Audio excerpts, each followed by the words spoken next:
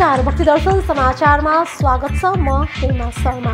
आज मिति 2078 साल मङ्सिर महिनाको 6 गते सोमबार, राक्षस नाम संवत्सर सूर्य दक्षिणायन हेमन्त ऋतु, मङ्सिर कृष्ण पक्षको तृतीया तिथि 17:38 उपरान्त चतुर्थी तिथि, चन्द्रमा मिथुन राशिमा इस्वी सम्वत 2021 नोभेम्बर महिनाको 22 तारिक सम्वत 1943 र नेपाल सम्वत 1142।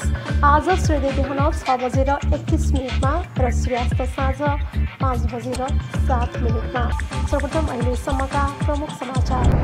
कोरोना महामारीले लामो समय बन्द भई भदौ 23 गतेदेखि खुला गरिएको गोर्खाको मनोकामना मन्दिरमा दर्शन गर्न आउने दर्शनार्थीको संख्या बढ्दै गत शनिबार एकै दिन 9,000 बढी दर्शनार्थीद्वारा मन्दिरको दर्शन।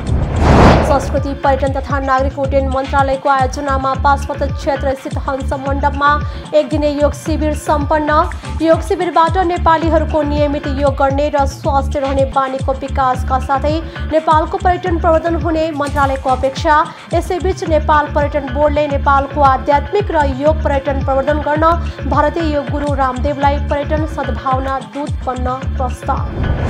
धार्मिक तथा पर्यटकीय महत्त्व बोकेको पवित्र क्षेत्र त्रिवेणी धाममा धार्मिक पर्यटनको आगमन बढ्दै भारतसँगको सिमानाका खुला भएपछि आन्तरिक भन्दा पनि बाह्य धार्मिक पर्यटकको उल्लेख उपस्थिति।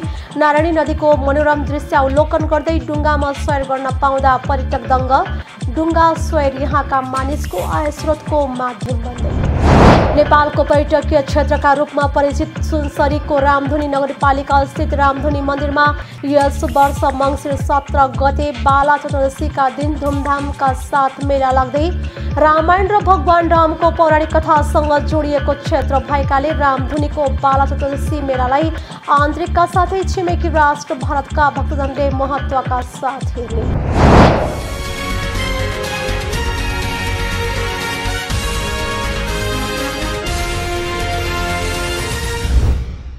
अब समाचार विस्तारमा।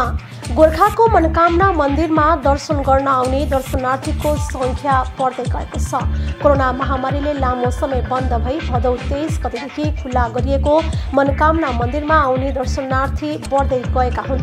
हरेक दिन मनोकामना मन्दिर दर्शन गर्न आउनेको संख्या वृद्धि हुँदै गएको मनोकामना मन्दिरका मूल पुजारी इन्सान थापाले जानकारी दिनुभएको छ। शनिबार एकै दिन 9,000 बढी दर्शनार्थीले मन्दिरको दर्शन गरेका छन्। तीमध्ये 6,000 भन्दा बढी दर्शनार्थी मनोकामना केबल कार चढेर मनोकामना दर्शन गर्न पुगेका छन्।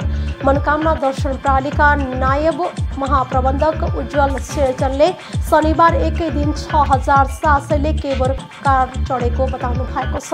उहाँका अनुसार कोरोना महामारीका कारण बन्द भएपछि सञ्चालनमा आएको केबल कार एकै दिन 6,700 जनाले चढेको पहिलो पटक हो।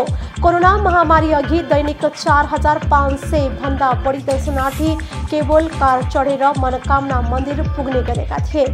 सार्वजनिक बिदा र शनिबारका दिन भने सोभन्दा बढी सङ्ख्यामा दर्शनार्थीहरू केबल कार चढेर मनोकामना मन्दिर पुग्ने गरेको नायब महाप्रबन्धक शेरचनले बताउनु भएको छ। मनोकामना मन्दिर जाने दर्शनार्थीको सहजताका लागि सञ्चालनमा रहेको मनोकामना केबल कारको तल्लो प्रवेशद्वार चितवनको इच्छा कामना 4 चेरेसमा रहेको छ। केबल कार बाहेक मोटर बाटो र पैदल मार्ग पनि दर्शनार्थी मन्दिर पुग्ने गरेका छन्। संस्कृति पर्यटन तथा नागरिक उड्डयन मन्त्रालयको आयोजनामा पाशुपत क्षेत्र स्थित हंस मण्डपमा एक दिने योग शिविर सम्पन्न भएको छ। उक्त योग शिविरमा मन्त्री प्रेम बहादुर आले सहित भारतीय योग गुरु बाबा रामदेव तथा आचार्य बालकृष्णको उपस्थिति रहेको थियो। योग शिविरबाट नेपालीहरूको योग गर्ने र स्वस्थ रहने बानीको विकास हुने र नेपालको पर्यटन प्रवर्धन हुने अपेक्षा गरिएको छ। यसैबीच नेपाल पर्यटन बोर्डले नेपालको आध्यात्मिक र योग पर्यटन प्रवर्धन गर्न भारतीय योग गुरु रामदेवलाई पर्यटन सद्भावना दूत बन्न प्रस्ताव गरेको छ। नेपाल आउनुभएका भारतीय योग गुरु रामदेवलाई बोर्डले औपचारिक रूपमा यो प्रस्ताव गरेको हो। बोर्डले नेपालको आध्यात्मिक पर्यटन प्रवर्धनका लागि सद्भावना दूतको प्रस्ताव गरिएको जनाएको छ। योग शिविर पश्चात बाबा रामदेव तथा आचार्य बालकृष्णलाई संस्कृति संस्कृति पर्यटन तथा नागरिक उड्डयन मन्त्री प्रेम बहादुर आलेले दोसल्ला उठाएर सम्मान गर्नुका साथै मायाको चिनो समेत दिनुभएको छ। त्यस्तै बाबा रामदेवले पनि मन्त्री आलेलाई दोसल्ला उठाएर सम्मान गर्नुभएको छ। कार्यक्रममा बोल्दै मन्त्री आलेले नेपालमा आध्यात्मिक तथा योग साधनाको प्रचुर सम्भावना रहेको सन्दर्भमा बोर्डले बाबा रामदेवसँग मिलेर नेपालको प्रवर्धनका लागि पहल गरिरहेको बताउनु भएको छ। स्वामी बाबा रामदेवलाई र आचार्य बालकृष्णजीलाई योग शिविर सञ्चालन गर्नको लागि मैले हिजो नै उहाँहरूलाई अनुरोध गरेको थिएँ। आज 5 बजे बिहान 5 बजेदेखि नै उहाँले चाहिँ त्यो योग शिविर सञ्चालन पनि गर्नुभयो। त्यो सञ्चालन भइसकेपछि त्यसपछि हामीले उहाँलाई ब्रान्ड अफ एम्बेसडरको लागि उपाधि पनि दिएका छौँ नेपालको लागि, पर्यटन प्रवर्धन गर्नको लागि। त्यो भइसकेपछि हामीले उहाँलाई पशुपतिनाथमा चाहिने उहाँको चाहिने दर्शन पनि गरायौँ। उहाँले दर्शन पनि गर्नुभयो, पूजा आराधना पनि गर्नुभयो। त्यो सकिसकेपछि अहिले उहाँ फर्किँदै हुनुहुन्छ र मैले उहाँलाई के अनुरोध गरेको छु भन्दा कम्तीमा पनि हरेक महिना नभए पनि 3 महिनामा एकपटक तपाईँले आइदिनु पऱ्यो, यहाँको चाहिँ पर्यटन प्रवर्धनको लागि चाहिँ टेवा पुऱ्याइदिनु पऱ्यो, सहयोग गरिदिनु पऱ्यो भनेर मैले उहाँलाई अनुरोध पनि गरेको छु। अब जुन म यो संस्कृति पर्यटन तथा नागरिक उड्डयन मन्त्रालय सम्हालिसकेपछि थुप्रै चाहिने भएका चाहिने विकृतिहरू फोहोरहरू सबै सफा गर्दै हिँडिराखेको छु। तपाईँलाई थाहा छ विगतमा एयरपोर्टबाट तपाईँको चाहिने जनताले भन्न थालेका थिए प्लेनभन्दा महँगो ट्याक्सी भएको छ। त्यसलाई ट्याक्सी सञ्चालन गर्नु पर्यो भनेर मैले क्यानद्वारा नेपाल नागरिक उड्डयन प्राधिकरणबाट निःशुल्क ट्याक्सी सेवा पनि भ्यान सेवा सञ्चालन गरेको छु। 4वटा भ्यान हामीसित छ। त्यो चाहिँ तपाईँको चाहिने डोमेस्टिक र इन्टरनेसनल एयरपोर्टबाट निःशुल्क हामी चाहिने गोल्डन गेटसम्म हामी चाहिँ यात्रुहरूलाई छोड्छौँ बिहान 6 बजेदेखि 11 बजीसम्म। त्यो अब 2-4 दिनमा त्यसको शुभारम्भ गर्दैछौँ। अहिले तपाईँले देख्नु भएको छ थुप्रै चाहिने नेपाली नागरिक दाजुभाइ तथा दिदीबहिनीहरू विभिन्न खाडी मुलुकमा जान्छन्। खाडी मुलुकमा जाँदाखेरि अब त्यो भिसा लगाउनु पर्यो, जाने अनुस्वीकृत चिन्हको लागि पनि 1-1.5 लाख रुपियाँ खर्च गर्नुपर्ने। त्यो 1-1.5 लाख नभएर सर्वहारा श्रमजीवीहरूले गाउँबाट चाहिने चर्को ब्याजमा ऋण निकालेर खाडी मुलुक जान्छन्। अब गाउँमै एकातिर चाहिने चर्को ब्याजले गर्दाखेरि त्यही उनीहरू ठगिन्छन्। यहाँ आइसकेपछि यहाँ चाहिने विभिन्न माध्यमबाट उनीहरू ठगिँदै जान्छन्। अनि एयरपोर्टमा आइसकेपछि विगतमा कुनै सेवा सुविधा उहाँहरूलाई थिएन, एउटा बस्ने कुर्सी पनि थिएन। म आइसकेपछि मैले कम्तीमा पनि 50 डिग्रीको तापक्रममा आफ्नो रगत पसिना बगाएर ती श्रमजीवीहरूले पठाएको रेमिटेन्सले राज्य सञ्चालन भइरहेको छ। उनीहरूलाई पनि सम्मान दिनुपर्छ उहाँहरूलाई भनेर मैले ती आदरणीय दाजुभाइ दिदीबहिनीहरूको लागि एउटा विश्राम घरको चाहिने थाल्ने गरेको छु। अहिले कम्तीमा पनि 40-50 जनालाई रातो कार्पेट बिछाएर तातो पानी, चिसो पानी, नेट, इन्टरनेट, टेलिभिजन राखेर, टेलिफोन राखेर उहाँहरूलाई मैले सेवा दिने भनेर मैले हाम्रो क्यानको डिजीलाई मैले राजकुमार छेत्री हुनुहुन्छ उहाँ लगायतका साथीहरूलाई निर्देशन दिइसकेको छु। त्यो बनिराखेको छ। अब 1 हप्ताभित्र हामी ती श्रमजीवीहरू खाडी मुलुकमा गएर रगत पसिना बगाएर राज्यलाई रेमिटेन्स पठाउने र हरेक दिन 10-15वटा चाहिँ बागसमा लासहरू फर्किएका छन्। आफ्नो ज्यान हत्केलामा राखेर राज्य सञ्चालनमा उहाँहरूले धेरै ठुलो टेवा पुगाउनु भएको छ। ती मजदुरहरूलाई सम्झिँदै मैले रातो कार्पेट बिछाएर उहाँहरूलाई आरामदायी विश्राम घर त्यहाँ निर्माण गर्दैछु। यस्ता थुप्रै परिवर्तनका कुराहरू मैले अगाडि बढाएको छु। त्यस्तै तपाईँको इन्टरनेसनल एयरपोर्टमा कम्तीमा चाहिँ देश विदेशबाट आउने पर्यटकहरूलाई बाहिरै बुद्धको मूर्ति र सगरमाथा, हाम्रो देश त बुद्ध र सगरमाथाको नामले चिनिएको छ। बुद्ध र सगरमाथाको माटो, सिमेन्ट र केही केमिकल मिसाएर बाहिर नै बनाउने, बाहिर नै देखिने गरी पर्यटकहरूले बाहिरैबाट देखिने गरी बनाउनु भनेर मैले त्यो पनि भनेको छु।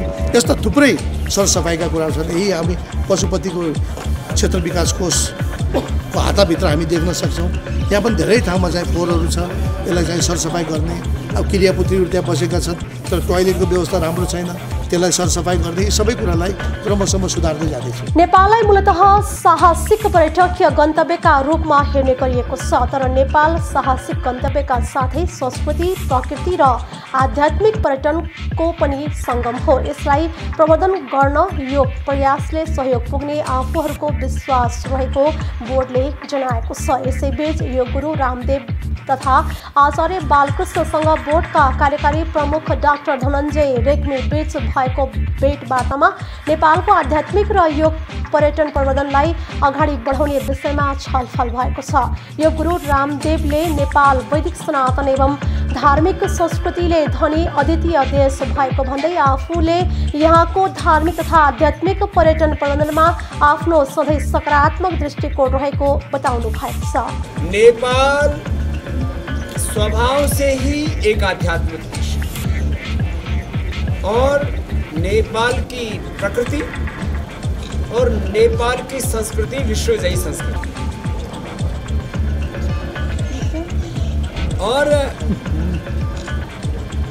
राजनीतिक दृष्टि से सन्यासी भले ही किसी एक राष्ट्र का नागरिक हो, लेकिन सन्यासी स्वभाव से वर्ल्ड सिटीजन होता है। और भारत और नेपाल की तो प्रकृति और संस्कृति साझी है, पूर्वज साझे हैं। और मैं जो प्रकृति और संस्कृति का वैभव नेपाल में देखता हूँ, मैं उसको भारत से पूरी दुनिया में लेके जाऊंगा। और यहाँ की संस्कृति से यहाँ के लोगों को तो गौरव ही हो, यहाँ संस्कृति और प्रकृति से यहाँ समृद्धि की भी नई बयार आए।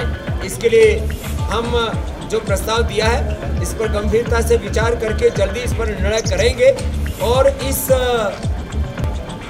नेपाल देश को इसकी एकता, अखंडता और संप्रभुता के साथ समृद्धि के नए शिखर आरोहण करें। इस दिशा में पतंजलि योगपीठ की ओर से जो भी योगदान हो सकता है उसकी एक पूरी रूपरेखा बना करके एक लंबी कार्य योजना के तहत हम अपना संपूर्ण योगदान देंगे। योग गुरु रामदेवले शनिबार बिहान चन्द्रागिरीमा योग ध्यान तथा योग प्रशिक्षण गर्नु भएको थियो।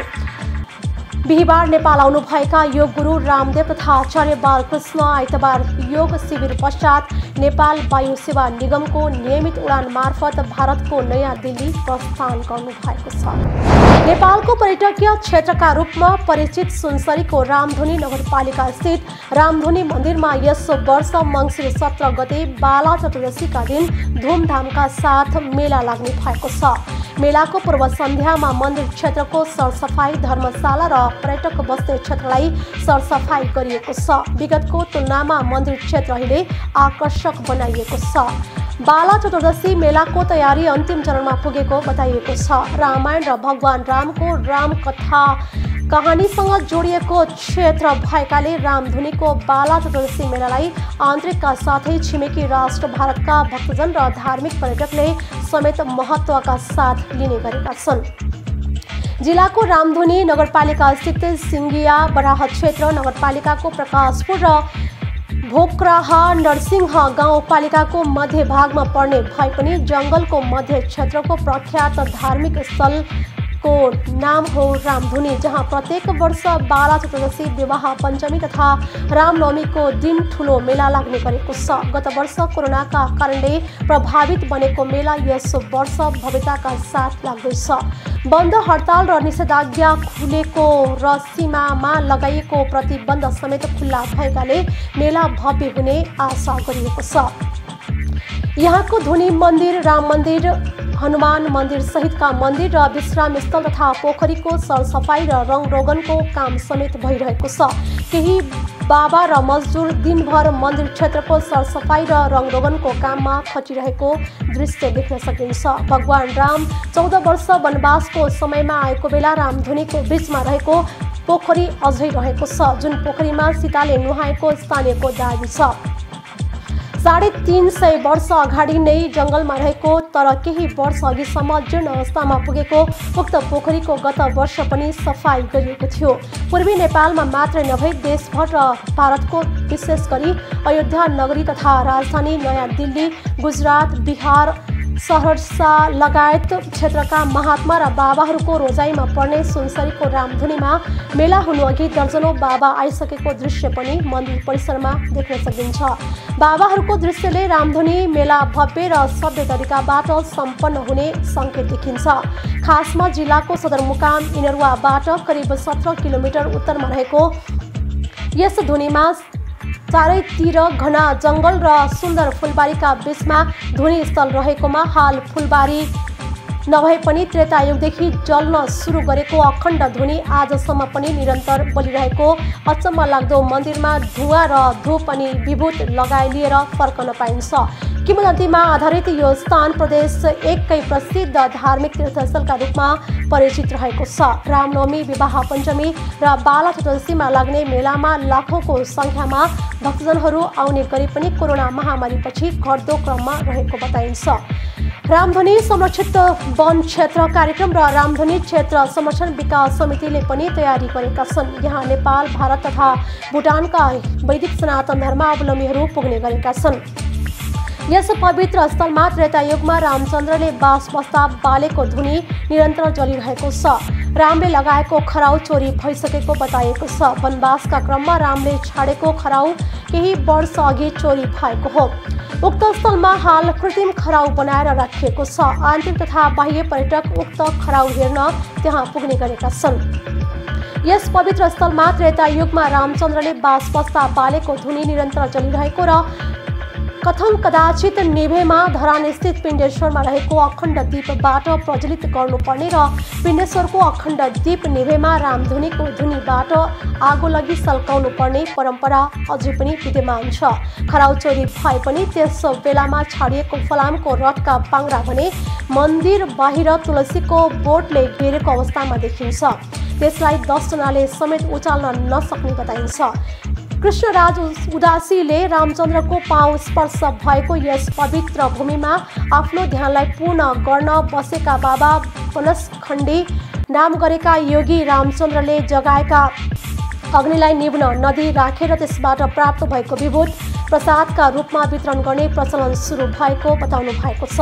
रामधुनी मन्दिरमा गएर पूजाआजा गर्ने र त्यहाँ उत्पादित विभूत लगाएमा चिताएको कामना पूरा हुने जनविश्वास कायम छ। सुनसरीको रामधुनी नगरपालिकाकै झुम्का बजारदेखि करिब 7 किलोमिटर उत्तर पश्चिममा पर्ने धुनी वनमा अवस्थित रामधुनीमा भगवान रामले धुनी जगाएको भन्ने धार्मिक विश्वास छ। ऐतिहासिक खोजीका आधारमा त्यस स्थानमा सर्वप्रथम वनखण्डी बाबाले धुनी जगाएर साधना गर्नु भएको थियो।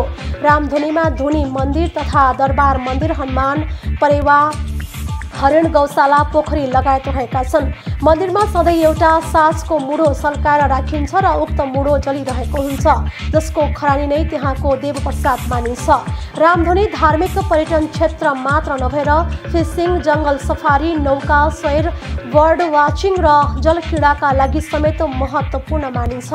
कोशी नदी, कोशी टप्पु, वन्यजन्तु आरक्ष चतरा र बराह क्षेत्र यस स्थानबाट नजिकै पर्दछन्। रामधुनीलाई एउटा पार्कका रूपमा समेत विकास गर्न सकिने सम्भावना छ। शौचालय, खानेपानी, विद्युत र कालो पत्रे सडकको सुविधा समेत पुगेकाले त्यहाँ विकासको नमुना देख्न सकिन्छ। रामधुनीको प्रवेशद्वारमा आकर्षक गेट समेत निर्माण भइरहेको छ। धार्मिक तथा पर्यटकीय महत्त्व बोकेको क्षेत्र त्रिवेणी धाममा धार्मिक पर्यटकको आगमन बढेको छ। नवलपरासी, बर्दाघाट, सुस्ता पूर्व, नवलपुरको विनयी त्रिवेणी गाउँपालिका 6 मा पर्ने त्रिवेणी धाम त्रिवेणी क्षेत्र गण्डकी प्रदेशकै एक महत्त्वपूर्ण तीर्थस्थल हो। 1 महिना अघि भारतसँगको सीमा नाका खुला भएपछि भारतबाट धार्मिक पर्यटकको आगमन बढेको हो। पहिलो र दोस्रो लहरको कोभिडका कारण यहाँ भक्तजनको आगमन प्रभावित बनेको थियो। दोस्रो लहरको कोभिड संक्रमण कमी आए पनि भारतसँगको सीमा नाका बन्द रहेका कारण त्रिवेणी क्षेत्र सुनसान बनेको, तर नाका खुलेसँगै भारतबाट आउने धार्मिक पर्यटकको संख्यामा वृद्धि भएको गजेन्द्र मोक्ष दिव्य धामका उत्तराधिकारी कृष्ण प्रपन्नाचार्यले जानकारी दिनुभएको छ।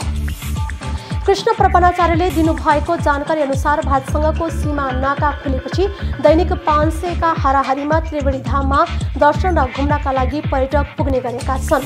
त्रिवेणी धाममा आउने धार्मिक पर्यटकमा अधिकांश भारतीय रहने गरेका छन्।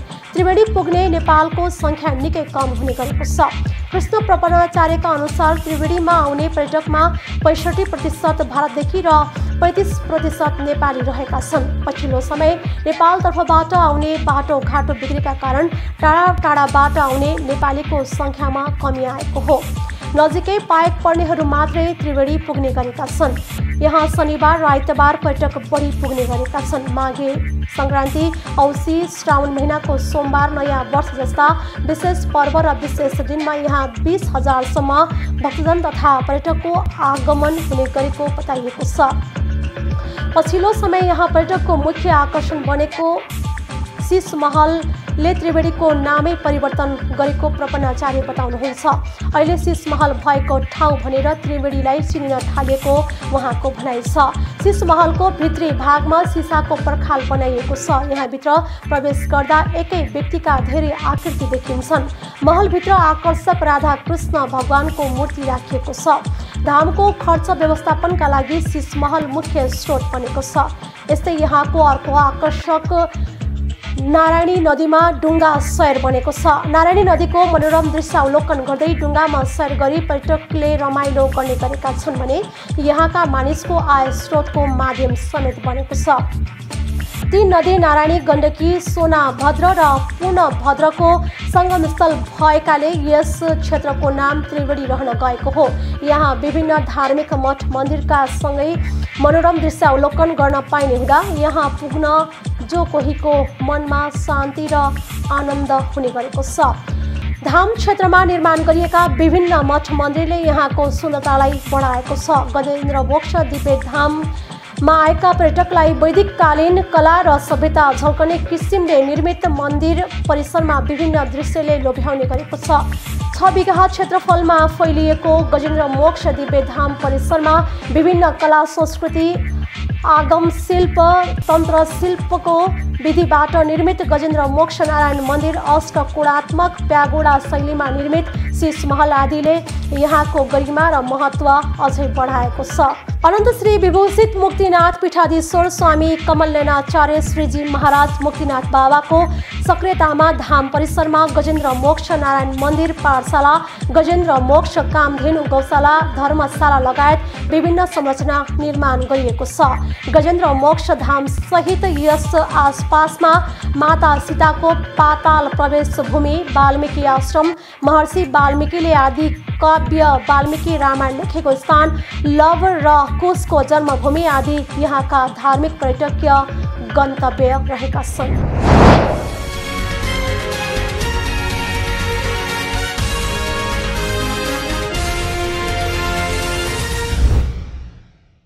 अहिले हामी भक्ति दर्शन समाचारको अन्त्यमा आइसकेका छौँ। जाँदा जाँदै प्रमुख समाचार पुनः एकपटक। कोरोना महामारीले लामो समय बन्द भई भदौ 23 गतेदेखि खुला गरिएको गोर्खाको मनोकामना मन्दिरमा दर्शन गर्न आउने दर्शनार्थीको सङ्ख्या बढ्दै गत शनिबार एकै दिन 9,000 बढी दर्शनार्थीद्वारा मन्दिरको दर्शन। संस्कृति पर्यटन तथा नागरिक उड्डयन मन्त्रालयको आयोजनामा पाशुपत क्षेत्र स्थित हंस मण्डपमा एक दिने योग शिविर सम्पन्न। योग शिविरबाट नेपालीहरूको नियमित योग गर्ने र स्वस्थ रहने बानीको विकासका साथै नेपालको पर्यटन प्रवर्धन हुने मन्त्रालयको अपेक्षा। यसैबीच नेपाल पर्यटन बोर्डले नेपालको आध्यात्मिक र योग पर्यटन प्रवर्धन गर्न भारतीय योग गुरु रामदेवलाई पर्यटन सद्भावना दूत बन्न प्रस्ताव। धार्मिक तथा पर्यटकीय महत्त्व बोकेको पवित्र क्षेत्र त्रिवेणी धाममा धार्मिक पर्यटनको आगमन बढ्दै भारतसँगको सिमानाका खुला भएपछि आन्तरिक भन्दा पनि बाह्य धार्मिक पर्यटकको उल्लेख उपस्थिति। नारायणी नदीको मनोरम दृश्य अवलोकन गर्दै डुङ्गामा सैर गर्न पाउँदा पर्यटक दङ्ग। डुङ्गा सैर यहाँका मानिसको आय स्रोतको माध्यम बन्दै नेपालको पर्यटकीय क्षेत्रका रूपमा परिचित सुनसरीको रामधुनी नगरपालिका स्थित रामधुनी मन्दिरमा यस वर्ष मङ्सिर 17 गते बाला चतुर्दशीका दिन धुमधामका साथ मेला लाग्दै रामायण र भगवान रामको पौराणिक कथासँग जोडिएको क्षेत्र भएकाले रामधुनीको बाला चतुर्दशी मेलालाई आन्तरिकका साथै छिमेकी राष्ट्र भारतका भक्तजनले महत्त्वका साथ हेर्ने। अहिले भक्ति दर्शन समाचार यति नै। सामाजिक सञ्जाल मार्फत हामीसँग जोडिनका लागि फेसबुक तथा ट्विटरमा लाइक तथा फलो गर्न सक्नुहुनेछ भने युट्युब मार्फत पनि हामीलाई प्रत्यक्ष हेर्न सक्नुहुनेछ। त्यस्तै कुनै सल्लाह सुझाव तथा प्रतिक्रिया भएमा bhaktidarshan@emountaintv.com हामीलाई पत्राचार गर्न सक्नुहुनेछ। धर्म, संस्कृति र संस्कारको संवाहक भक्तिदर्शन टेलिभिजन HD हेर्दै गर्नुहोला।